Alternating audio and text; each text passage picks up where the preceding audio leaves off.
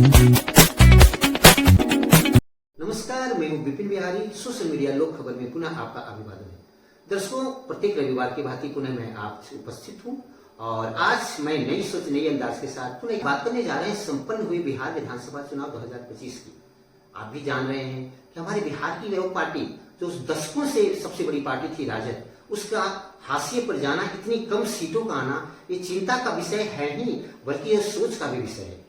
चलिए मैं इस विषय पर बात करता हूं तो मैं आपसे भी राय लेना चाहूंगा कमेंट के माध्यम से। और उसके पहले मैं कार्यक्रम शुरू करने से पहले मैं आपको बता दूं कि लोक खबर एक सोशल मीडिया चैनल है जो प्रत्येक रविवार को इसकी प्रस्तुति होती है। आप इस चैनल को गूगल पर, यूट्यूब पर सर्च करें, लोक खबर लिखें, वो आपको उसको लाइक करें, कमेंट करें एवं सब्सक्राइब भी करें, ताकि मैं अपनी नई सोच नई अंदाज के साथ जो लेकर कुछ आता हूं वो आप तक ये आवाजें पहुंच सके। तो चलिए मैं बात कर रहा हूं बिहार विधानसभा चुनाव 2025 की। आखिर क्या कारण है कि राजद जो बिहार की सबसे बड़ी पार्टी थी उनका इस तरह से हाशिए पर जाना? क्या तेजस्वी यादव की राजनीतिक सूझबूझ में कमी आई? क्या लालू परिवार में टूट का भी कारण बना? क्या जातिवाद के प्रति लोगों का जो प्रेरणा था, जो एक जोश था, उसमें कमी आना? कई मुद्दे हैं और कई मुद्दे हो सकते हैं। इस पे अभी तो विश्लेषण चलेगा, पार्टियां अपने स्तर से इसका विश्लेषण करेगी, लेकिन ये तो निश्चित है कि जो पक्ष पार्टी है, जो भाजपा जदयू की जो पार्टी है, जो सबसे बड़ी पार्टी के रूप में आया है, उसमें हमारे बिहार विधानसभा चुनाव में विपक्ष कमजोर पड़ गया है। और जहां विपक्ष कमजोर पड़ जाए वहां विकास के मुद्दे की बातें थोड़ी सी अटपटी लगती है। फिर से मैं आपको ध्यान आकृष्ट करना चाहूंगा कि जंगल राज की बातें हमने कई इलेक्शन में, कई चुनाव में बस केवल मुद्दे जंगल राज के हो रहे हैं। तो क्या एक जंगल राज की आड़ में हमारे विकास के मुद्दे जो नगण्य होते जा रहे हैं? मैं ऐसा नहीं कर रहा हूं कि विकास नहीं हुए, विकास हुए हैं। जदयू भाजपा की जो गठबंधन पार्टी है उसमें विकास हुए, लेकिन हर बार वो विकास के मुद्दे के साथ साथ ये जंगल राज की बात ये क्या साबित करना चाहती है कि जंगल राज की बातें कब तक चलेगी और उस जंगल राज की आड़ में हम विकास को कहां तक नगण्य मानेंगे? जहां तक विकास होनी चाहिए, बिहार में विकास की कमी है। अब तो जंगल राज की समाप्ति हो गई। बिहार विधानसभा चुनाव 2025 में जंगल राज समाप्त हो गया। जंगल राज समाप्ति का मतलब है कि राजद का हाशिए पर जाना, राजद की पार्टी टूट गई, बिखर गई, कम सीटों के साथ, बहुत ही मामूली सीटों के साथ आई है। अब जंगल राज की बात नहीं होनी चाहिए। जनता ने जो भरोसा दिलाया है, जनता ने जो आस जताया है नई पार्टियों के साथ, जीती हुई पार्टियों के साथ, उस पर कितने खरे उतरते हैं ये आने वाला समय बताएगा। तमाम जो हमारे जनप्रतिनिधि जीत कर आए हैं उन्हें मैं शुभकामना और मैं अपेक्षा रखता हूं कि बिहार के विकास में उनका अग्रतर कार्रवाई हो और मैं चाहूंगा कि वो बिहार के विकास में उनका बढ़ चढ़ कर हिस्सा हो। इस बार के चुनाव में मैंने तो देखा कि जाति लेकिन पार्टीवाद हावी रहा। लोगों ने अभी भी मोदी के नाम पे, योगी जी के नाम पे, नीतीश जी के नाम पे, माननीय प्रधानमंत्री मोदी जी के नाम पर वोट किए हैं, इसमें शक नहीं है। कई ऐसे कैंडिडेट हैं जिन्होंने विकास का काम किया भी नहीं, लेकिन वो पार्टी के नाम पर जीत चुके हैं। और कुछ ऐसे कैंडिडेट हैं, कुछ ऐसे उम्मीदवार भी हैं जो मामूली वोटों से, कि इस सोच का विषय तो जरूर है। मैं जन स्वराज की बात करना चाहूंगा। जन स्वराज पार्टी एक नई पार्टी के रूप में उभर कर आई थी और बहुत ही तत्परता से प्रशांत किशोर इनके जो संचालक हैं, संयोजक हैं, बहुत ही तत्परता से बहुत सारे मुद्दे को लेकर जो हमारे बिहार की भूमि से जुड़ी हुई थी, प्रशांत किशोर के मुद्दे को ही हमारे पक्ष विपक्ष की पार्टियों ने भी अपनाया।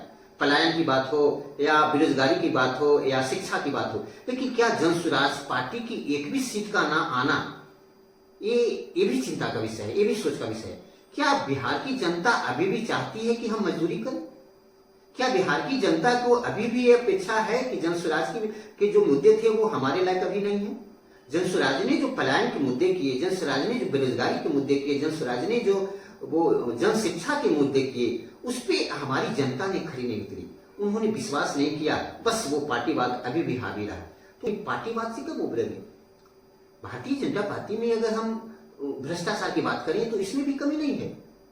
राजद तो भ्रष्टाचार में ही है ही बदनाम है, लेकिन भारतीय जनता पार्टी की बात करें, जदयू की बात करें, जितनी भी पार्टियां की बात करें, उसमें भी ऐसे कुछ हैं, ऐसे उम्मीदवार हैं जो भ्रष्ट हैं।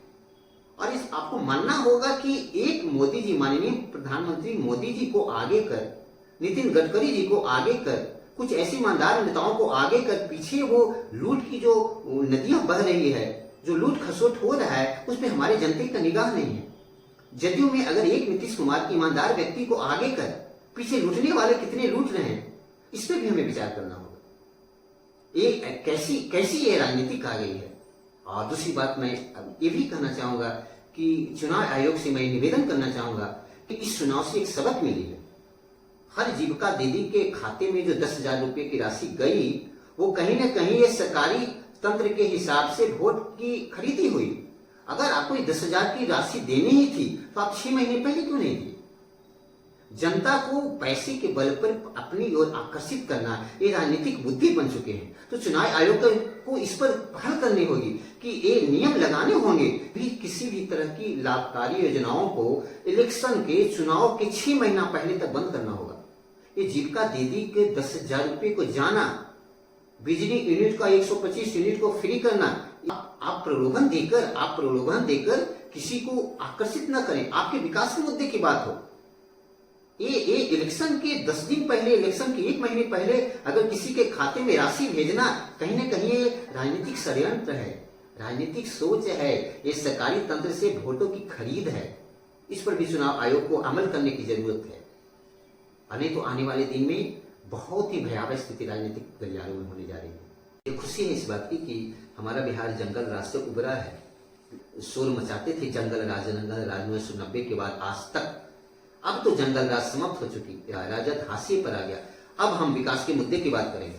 अगर जनता ने भरोसा जिताया है, अगर जनता ने जदयू भाजपा की पार्टीवाद पर भरोसा जिताया है, तो हमें विकास के 5 साल वैसे काम होने चाहिए बिहार में जो आने वाले दिनों में बिहार स्वर्णिम भविष्य का रच। तमाम आज सारे मुद्दे पर जो हमने चर्चाएं की, इस पर आपको भी सोचने की जरूरत है।